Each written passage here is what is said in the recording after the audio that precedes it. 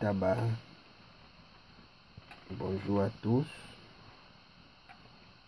Bonjour, j'espère que chacun va bien chez lui. Pour ceux qui sont au Cameroun, aux États-Unis, tous les Africains qui sont aux États-Unis, au Canada, en Belgique, à Bruxelles, à Paris, ceux qui sont un peu de partout. Que la grâce de Dieu soit avec vous. Nous parlons toujours de la spiritualité profonde et des mystères africains, de l'homme africain. Là, ici, nous sommes dans un village appelé Bayangam. Nous sommes à Bayangam, c'est à l'ouest du Cameroun. Et pendant la journée d'aujourd'hui, nous allons faire des vidéos qu'on va fusionner en un seul film pour parler du village Bayangam. Ici, nous sommes autour d'un feu de bois, dans une cuisine antique qui contient beaucoup de pouvoirs surnaturels. L'arrière-grand-mère a peut-être vécu là. La grand-mère a vécu ici. Et les ancêtres ont vécu là. Donc, comme vous pouvez constater, tous ces objets traditionnels, nous sommes à la fouille et à l'archéologie de la tradition africaine. Pour que l'homme africain rentre vers la base. Vers la base.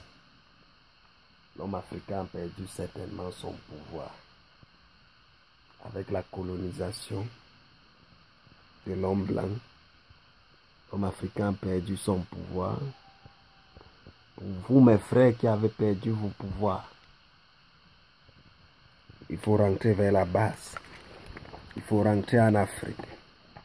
Dans mes précédentes vidéos, je vous ai donné des recettes gratuites pour soigner le chlamydia.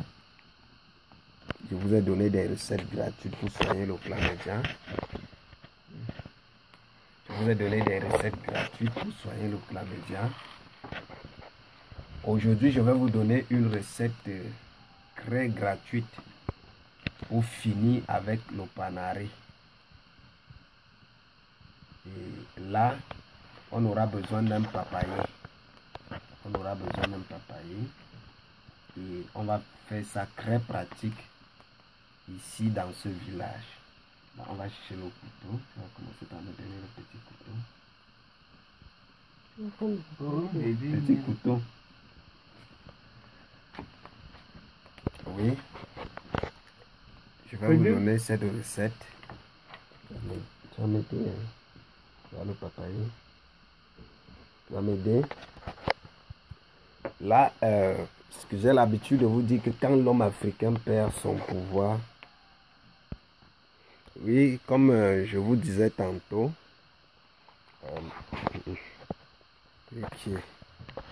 montre ses mains. Nous sommes en Afrique. Venons à la caméra. Nous sommes en Afrique. On parle de la tradition. Ici, nous allons vous montrer les remèdes du panari. Reculez vraiment. Nous allons vous montrer les remèdes du panari. Ça, c'est un papaye. Mais avec ce papaye, vous pouvez soigner le panari. Vous pouvez finir avec le panari. Je dis, même si c'est le panari, même si c'est quelque chose qui sort sur la peau, tout ce qui sort sur la peau, qui fait mal, pas seulement le panari, il y a parfois les trucs sortent là. Vous avez voici comment vous allez utiliser. Vous cherchez une feuille comme celle-ci, une feuille verte. Vous enlevez d'abord la première partie ici sur le papaye, la partie blanche. Une fois que vous avez enlevé la partie blanche,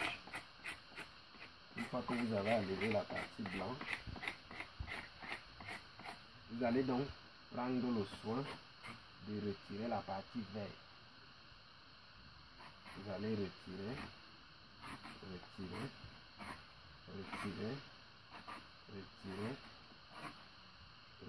la partie verte. On s'arrête là. Vous allez prendre cette partie verte-ci. Vous allez cueillir.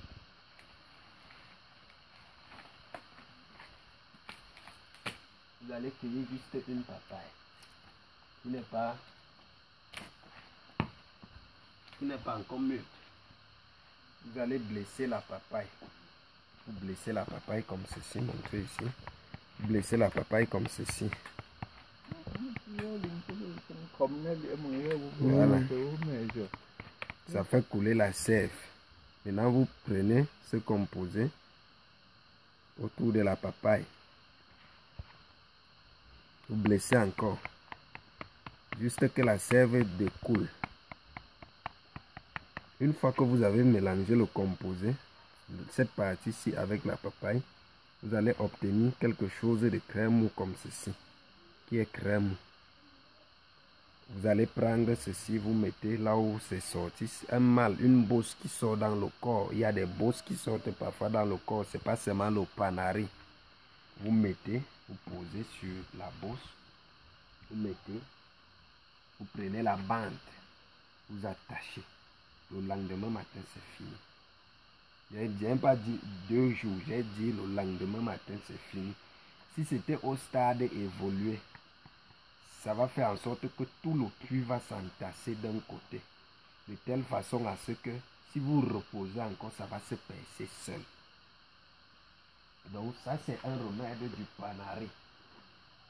Que les gens souffrent du panari au village. Voilà, et les panaris, des trucs qui sortent, là on appelle ça l'ombim, des bosses qui sortent dans le corps. Donc mes frères ne mourraient plus de ça. Juste votre papayer et votre sève. Vous avez vu comment on a fait. Faites-le, je vous ai donné avec bon cœur. Et faites-le avec bon cœur. Donnez aussi aux gens gratuitement. Que Dieu vous bénisse. Amita Babo, salam alaikum. Pour tous ceux qui nous écoutent à travers le monde, restez connectés à nous. Regardez-nous. Que Dieu vous bénisse. C'est la tradition africaine. C'est l'Afrique qui gagne. C'est l'Afrique qui est meilleure. Et c'est en Afrique qu'on va toujours produire des bons fruits. Le meilleur fruit sort toujours de l'Afrique. Là, nous sommes dans un village à Bayangam. Nous sommes dans un village. Et je crois que ce papa-ci peut nous dire quelque chose. Bon, papa, dites-nous, nous sommes à Bayangam. Qu'est-ce que vous pouvez dire aux jeunes Africains? Aux jeunes Africains de penser à leur tradition. Voilà, le papa dit que les jeunes Africains doivent penser aux traditions. Ok, que Dieu vous bénisse, papa.